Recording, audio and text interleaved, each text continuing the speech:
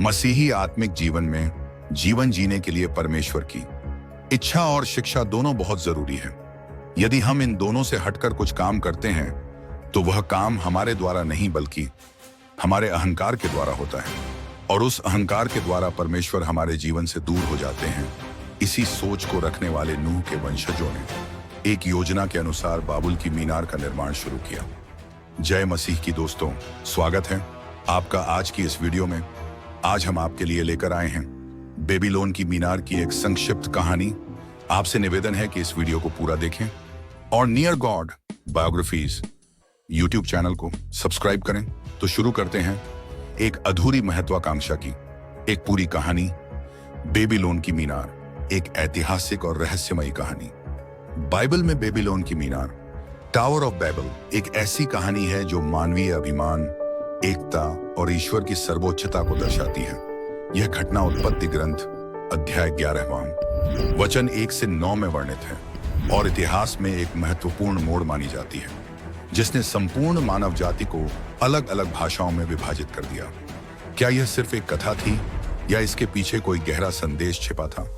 आइए इस ऐतिहासिक और आध्यात्मिक घटना के रहस्यों को खोलते हैं। जल प्रलय के बाद जब नूह और उसके वंशज पृथ्वी पर फैलने लगे तो वे शिनार, बेबीलोनिया के एक विशाल मैदान में आकर बस गए। यह क्षेत्र उपजाऊ था और विकास के लिए आदर्श था।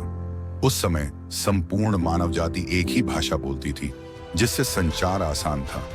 इसी एकता और समृद्धि ने मनुष्यों में एक महत्वाकांक्षा को जन्म दिया, एक ऐसी मीनार बनाने की जो आकाश तक पहुंचे। यह न केवल उनके सामर्थ्य का प्रमाण होती, बल्कि उनकी संस्कृति और शक्ति का भी प्रतीक होती। परंतु क्या यह परियोजना केवल निर्माण कार्य था या इसके पीछे कोई और उद्देश्य था? निर्माणकर्ता और उद्देश्य। इस महान मीनार के निर्माण में संपूर्ण मानव जाति शामिल थी, लेकिन इसके पीछे मुख्य रूप से नूह के परपोते निम्रोद का नाम आता है। बाइबल में निम्रोद को एक शक्तिशाली योद्धा और महान शासक के रूप में वर्णित किया गया है। कहा जाता है कि वही वह व्यक्ति था जिसने बेबीलोन नगर और इस मीनार की योजना बनाई थी। मीनार का निर्माण करने के पीछे निम्रोद के मुख्यतः 3 उद्देश्य थे। पहला, अपनी प्रसिद्धि स्थापित करना।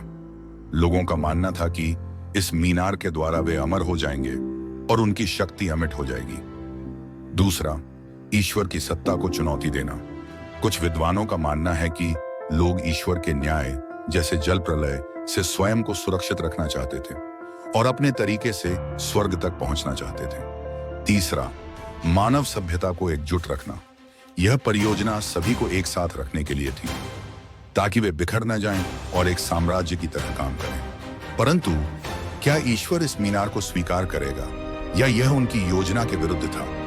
जब यह मीनार धीरे धीरे ऊंचाइयों तक पहुंचने लगी तो ईश्वर ने इसे देखा और कहा, अब वे जो भी करने की योजना बनाएंगे वे उसे पूरा कर लेंगे। ईश्वर को पता था कि यदि मनुष्य इस प्रकार से अपनी इच्छानुसार कार्य करता रहा तो वह अहंकार और स्वार्थ में डूब जाएगा। इसलिए परमेश्वर ने एक चमत्कारी हस्तक्षेप किया।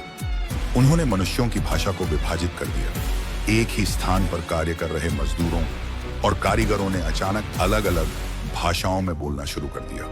वे एक दूसरे को समझ नहीं पाए, जिससे संचार बाधित हो गया। यह मीनार का सबसे बड़ा झटका था, क्योंकि बिना संचार के कोई भी निर्माण कार्य आगे नहीं बढ़ सकता था। धीरे धीरे लोग समूहों में बांटने लगे और अलग अलग दिशाओं में प्रवास कर गए। मीनार अधूरी रह गई और निर्माण कार्य वहीं रुक गया। बाबुल की मीनार का कार्य अधूरा छूट जाने के कारण कुछ नुकसान हुआ, जो इस प्रकार से। पहला, निम्रोद की हार। एक शक्तिशाली योद्धा और योजनाकार होने के बावजूद निम्रोद अपनी महत्वाकांक्षा में सफल नहीं हो सका। दूसरा, एकता का विघटन। मानव जाति जो एक भाषा बोलती थी अब अलग अलग भाषाओं में बंट गई और पूरी दुनिया में फैल गई। तीसरा, ईश्वर की सर्वोच्चता स्थापित हुई। लोगों ने सीखा कि वे अपने बलबूते स्वर्ग तक नहीं पहुंच सकते, बल्कि उन्हें ईश्वर की इच्छा के अनुसार चलना होगा। बेबीलोन नाम का अर्थ होता है गड़बड़ी, कंफ्यूजन, और यही इस स्थान का हश्र हुआ। बेबीलोन की मीनार सिर्फ एक प्राचीन कथा नहीं, बल्कि एक महत्वपूर्ण सीख है। अहंकार और शक्ति की इच्छा अंततः पतन का कारण बनती है। जब मनुष्य अपने निर्माण कार्यों में ईश्वर को भूल जाता है और अपने बल पर स्वर्ग तक पहुंचने का प्रयास करता है, तो विनाश निश्चित होता है। लेकिन क्या इस कहानी में कोई रहस्य छिपा है? कई विद्वानों का मानना है कि बेबीलोन की मीनार केवल एक वास्तविक संरचना ही नहीं, बल्कि एक प्रतीक है, एक चेतावनी कि यदि मनुष्य अपने स्वार्थ और घमंड में ईश्वर को दरकिनार करता है तो परिणाम सिर्फ भ्रम और विखंडन ही होगा। अंतिम रहस्य, क्या यह मीनार आज भी मौजूद है? आज भी पुरातत्वविदों को बेबीलोन की मीनार के अवशेषों की खोज में रुचि है। कुछ शोधकर्ताओं का मानना है कि इराक के बेबीलोन क्षेत्र में इसके अवशेष मिल सकते हैं, लेकिन कोई ठोस प्रमाण अभी तक नहीं मिला है। परंतु इस कहानी का असली महत्व ईंट और पत्थरों में नहीं, बल्कि उस सबक में है जो यह हमें देती है। असली स्वर्ग तक पहुंचने का मार्ग ईश्वर की इच्छा और आज्ञाकारिता में ही है, न कि मानव के घमंड में। क्या हम आज भी वही गलती दोहरा रहे हैं? क्या आधुनिक सभ्यता भी अपने अभिमान में मीनारें बना रही है? यदि हाँ, तो हमें बेबीलोन की मीनार की कहानी से सीख लेनी चाहिए, अन्यथा परिणाम फिर वही होगा, भ्रम, बिखराव और अधूरी महत्वाकांक्षाएं। यदि आपको यह वीडियो पसंद आई तो कृपया इस वीडियो को अपने कलीसियाओं में शेयर करें, लाइक करें, कमेंट करें, सब्सक्राइब करें। प्रभु यीशु आप सबको आशीर्वाद प्रदान करें। आमीन।